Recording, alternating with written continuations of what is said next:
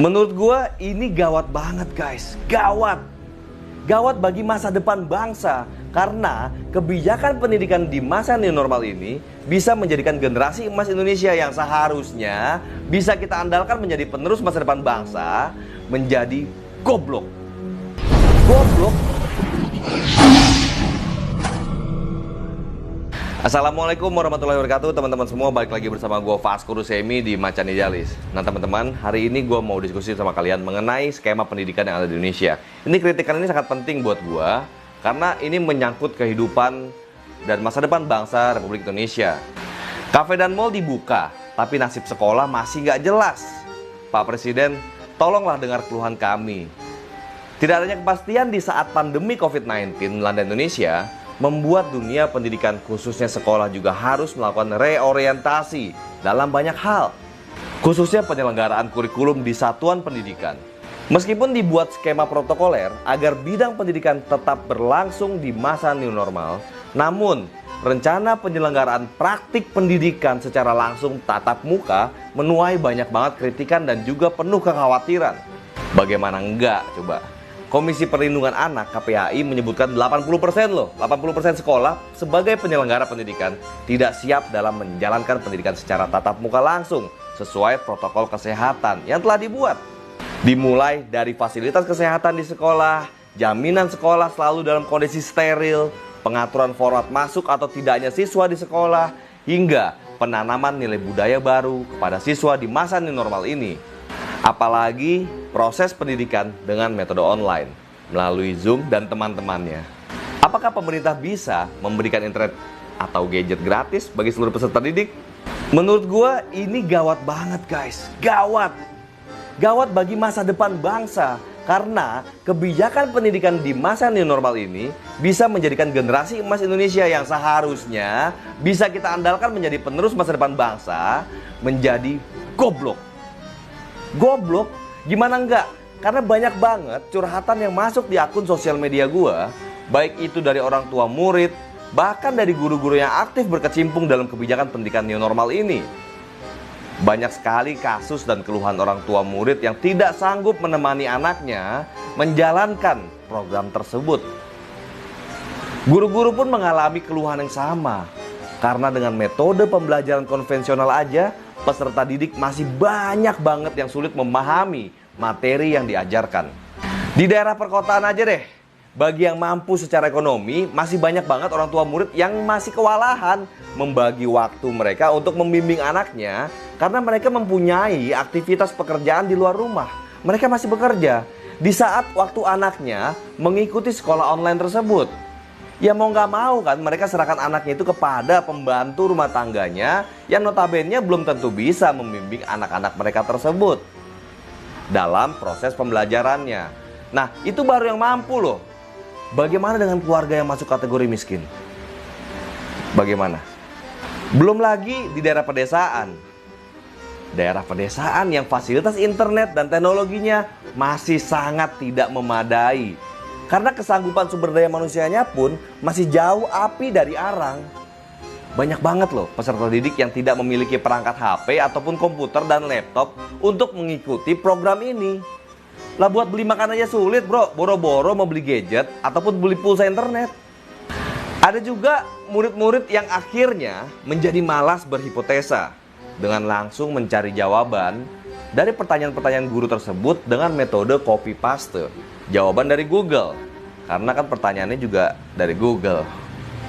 Belum lagi banyak juga murid-murid yang tidak diawasi di rumahnya malah main game online dengan semua murid-murid yang lain pada saat gurunya menerangkan secara daring. Jadi pada saat gurunya menerangkan secara daring semua materi-materi pelajaran, anak-anaknya di belakang layar itu mereka saling berkomunikasi melalui handphone, main game online yuk, lo online deh belum?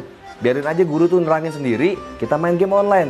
Nah, ini harus serius dipertimbangkan guys.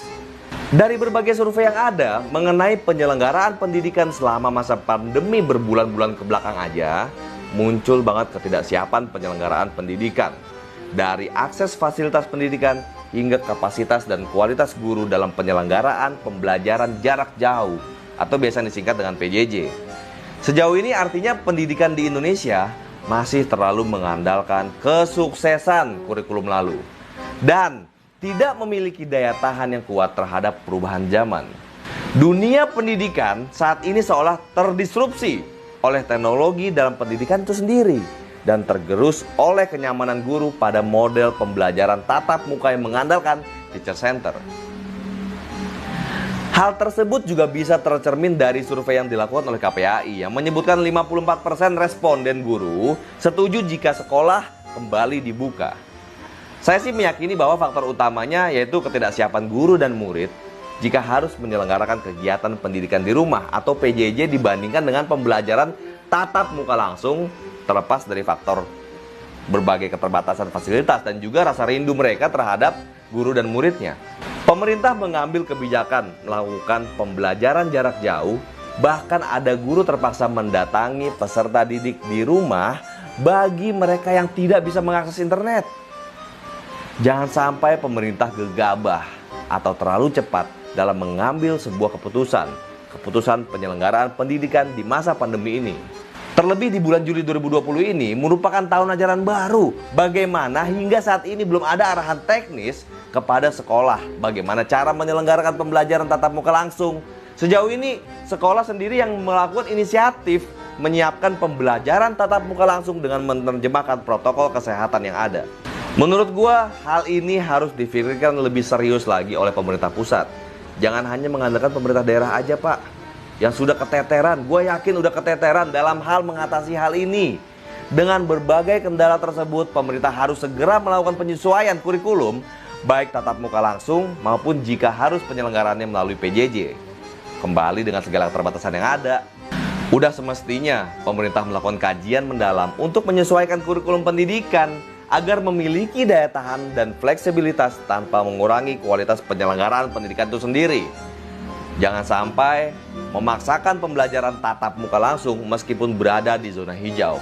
Namun, praktek pendidikan masih sama dengan apa yang disuguhkan selama masa pandemi 3 bulan ke belakang yang menuai banyak banget kritikan. Hal ini menjadi sangat penting karena siswa yang saat ini menempuh pendidikan di masa pandemi merupakan bagian dari generasi emas 2045. Udah tentu sumber daya manusia yang ada saat ini harus diberikan akses dan kualitas pendidikan yang sangat bermutu sehingga harapan Presiden dalam rapat terbatas tentang arah pendidikan dapat terlaksana, yaitu membentuk sumber daya manusia yang unggul di masa depan, berkarakter, berakhlak mulia, meneguhkan nilai budaya Pancasila. Dan teman-teman, bagaimana pandangan kalian menghadapi masalah besar ini? Solusi apa yang ada di kepalamu? Coba kalian tuliskan di kolom komentar, karena gue yakin penonton Macan Idealis ini bukan hanya penonton yang pasif, tapi penonton yang kritis dan siap memberikan solusi kepada negara kita tercinta. Nah teman-teman, sebarkan video ini ke seluruh sosial media kalian. Semoga dengan adanya diskusi kita kali ini di kolom komentar dan dengan apa yang kita sampaikan kali ini bisa memberikan gambaran secara utuh bagaimana kondisi Republik Indonesia dalam hal mengejar Indonesia Emas tahun 2045. Gimana mau Indonesia Emas kalau rakyatnya nanti jadi goblok? Teman-teman, tulis di kolom komentar solusi kalian, pandangan kalian, ataupun keluhan kalian mengenai kondisi pendidikan yang ada di Indonesia saat ini. Assalamualaikum warahmatullahi wabarakatuh.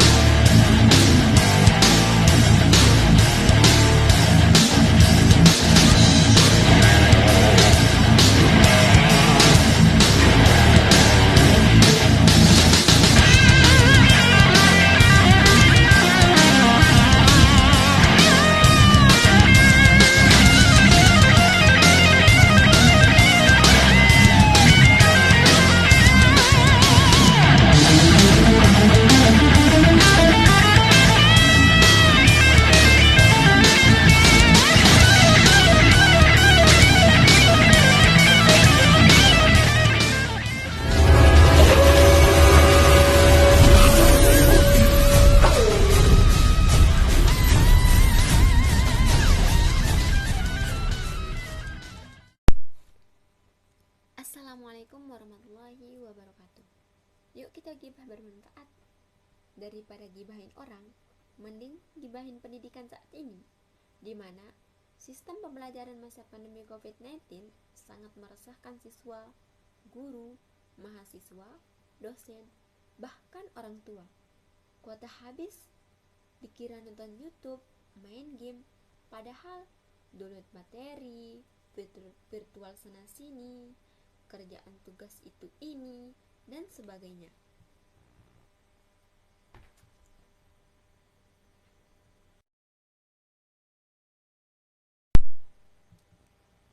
Goblok, kok bisa?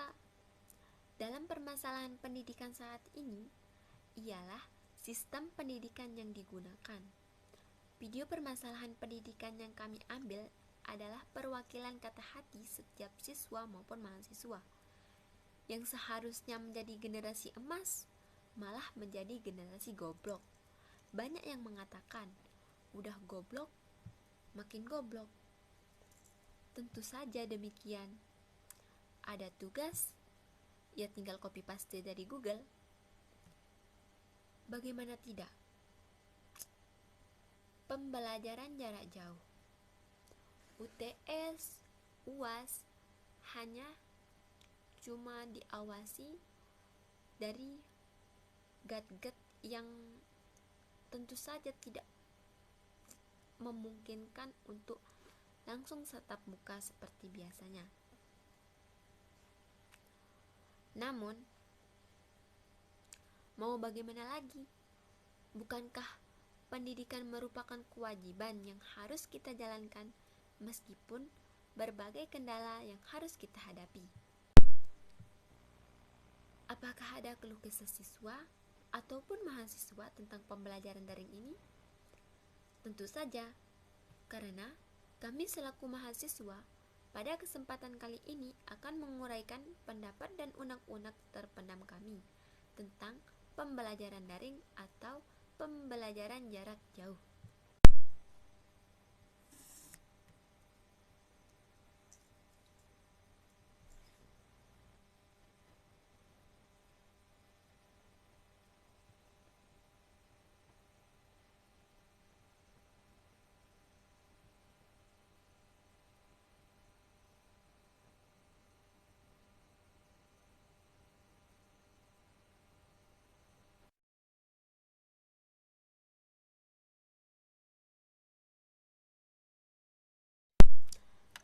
Keluhan, saran, kritikan dari berbagai pemikiran tentu akan memicu pada perkembangan ke depannya.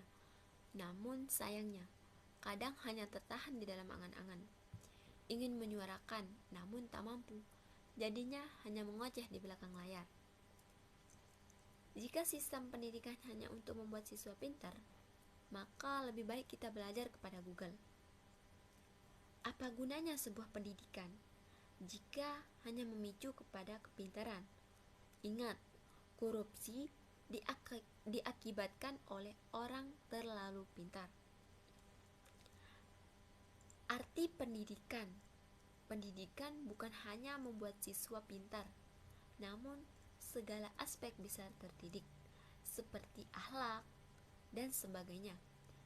Pendidikan adalah ladang untuk mendahulukan etika seorang siswa pada orang lain. Contohnya, interaksi siswa terhadap guru dan sikap guru terhadap siswa.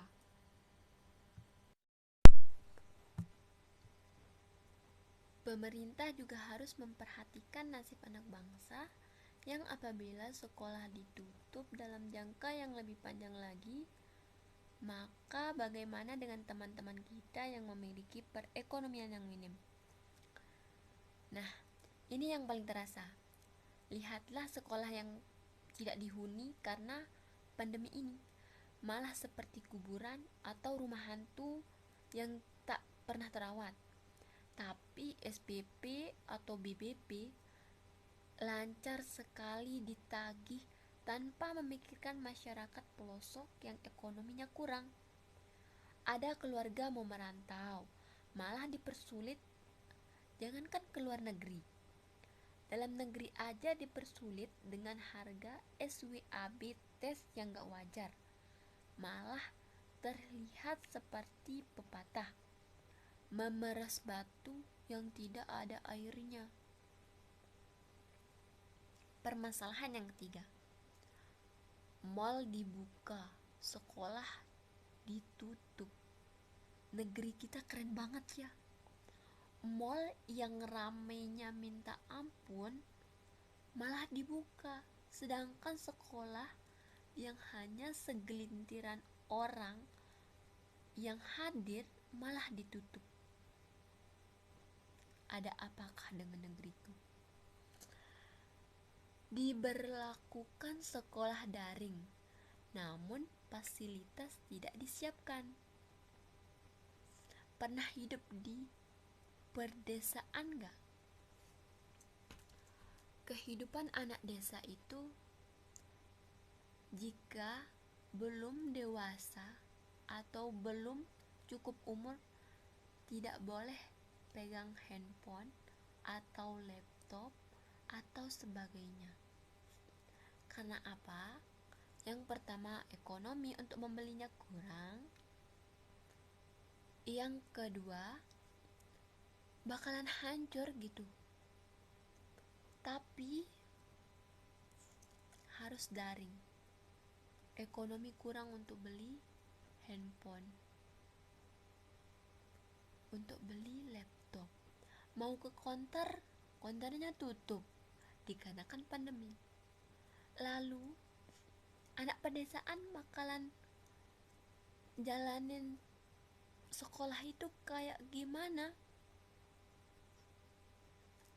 Masih jadi tanda tanya.